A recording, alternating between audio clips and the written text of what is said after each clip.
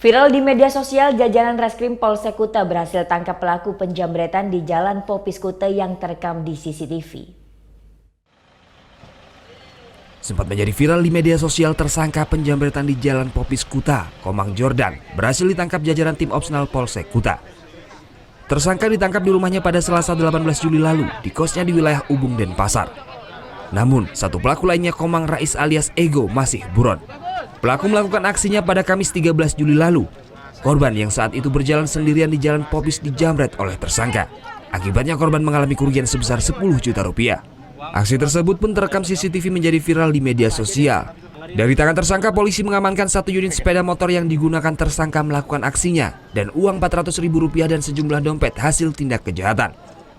Akibat perbuatannya, tersangka terancam 7 tahun penjara. Hari ini saya menjawab keluhan masyarakat yang di viral medsos. Saya sudah tangkap, Polsek Kuta sudah menangkap pelaku jamret yang terjadi pada tanggal 13 tersebut.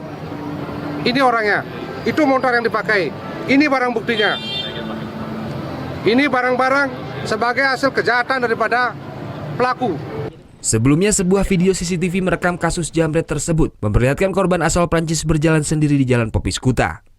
Pelaku datang dari arah Kuta lalu menjamret korban. Video tersebut sempat menjadi viral di media sosial. Sementara digelarnya hasil penangkapan ini di Monumen Ground Zero Kuta merupakan salah satu cara pihak kepolisian memberikan efek jera bagi mereka. Tersangka pun menjadi tontonan bagi wisatawan yang ada di sekitar kawasan tersebut. Surya Sanjaya melaporkan untuk NET.